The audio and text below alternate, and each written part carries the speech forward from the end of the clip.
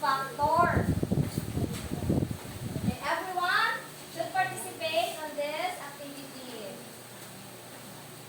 And afterwards, I will have some questions posted. So here's our rubric guide for this activity.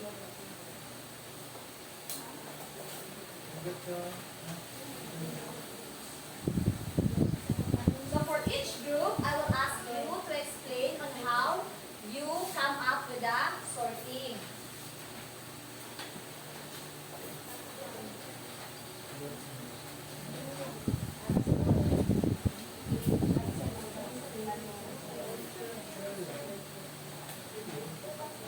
Are you done, class? Yes.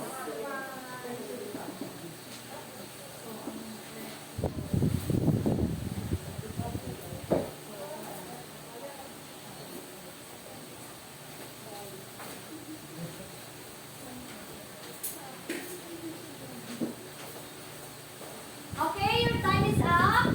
It's now time to paste your word. Okay, for the group 1.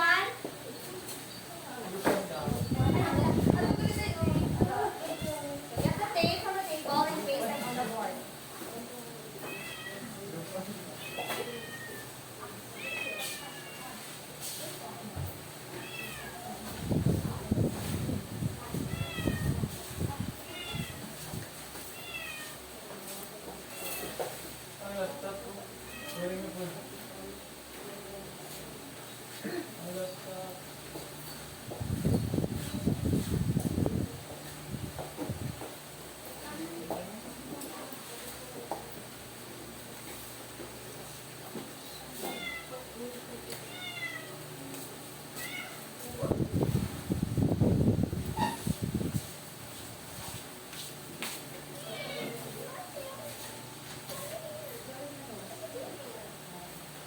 Okay, for the group 2.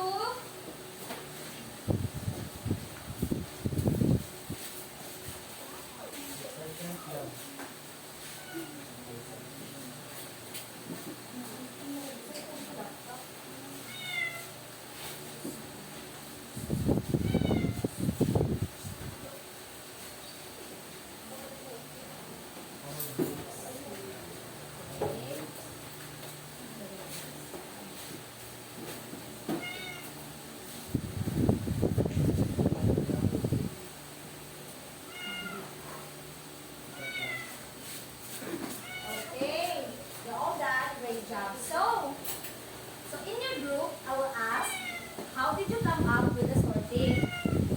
Okay, for this one, a city stays warm all year and is very close to the Earth's middle. So how do you think it is a latitude? Okay, Trisha? Because, ma'am, when you say the city stays warm all year and is very close to the Earth's middle, when you say Earth's middle, ma'am, it refers to equator, right? So my answer is latitude because it's not the location, Refers to the location, yeah, Okay, thank you, Trisha. Correct, Trisha is right.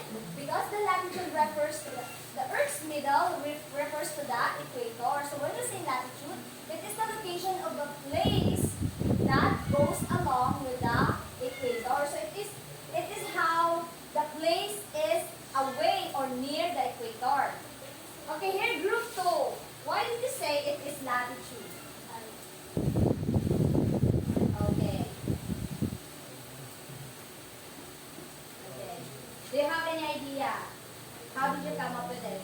Or you just try to guess this one? Mom, that is guess. Okay. From the group 1. Let's hear from the group 1. So, altitude. Since the place is in the highest peaks above sea level, that's why it is altitude. Because when the place is above sea level, the temperature is colder or the temperature decreases. Okay, exactly. When we say altitude, it's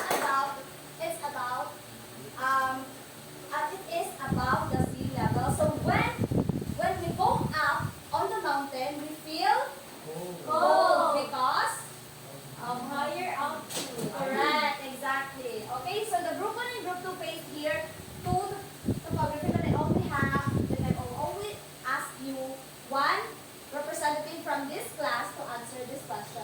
Why do you think these two terms refer to topography? Okay, it only have the same and actually the same idea. Okay. Okay, Nan? Okay, so I will find out later why this is topography, but since that it is here, it refers to the shape of the land, especially the mountains. Exactly. So next is the proximity to water. So group 1. So why do you think this is proximity to water? So what's the key terms that we find here that's related to the proximity to water? Like, So the key terms here ma'am is the ocean. So that is why we come up with that answer. exactly, the ocean. Next is the ocean currents from the group 2. So basically, ma'am, Yes. it's from the ocean current because of the ocean water gets unusual flow because Philippines is surrounded Okay. by the ocean. Exactly, Ernest. So last is the wind system. So group 1 and group 2 here based also here in the wind system. So why do you think this is one wind system? So what's the keywords that you find there? Okay, exactly. Amihan and wind. So now that you know what are the factors that affects our climate, let's discuss about it. Can you read the meaning of the climate, class? Climate is the long-term statistical average of weather conditions in a specific region over a long period, usually 30 years. Okay, so a climate is a long-term weather condition that happens in a specific region.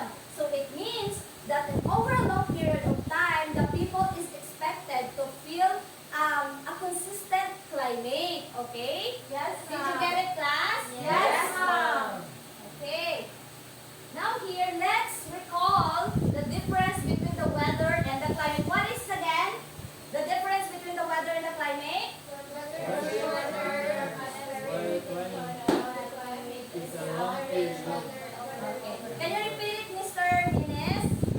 So the difference between weather and climate, basically, which is weather, is just a short-term weather condition or atmospheric condition, like for example, rainy day or sunny day.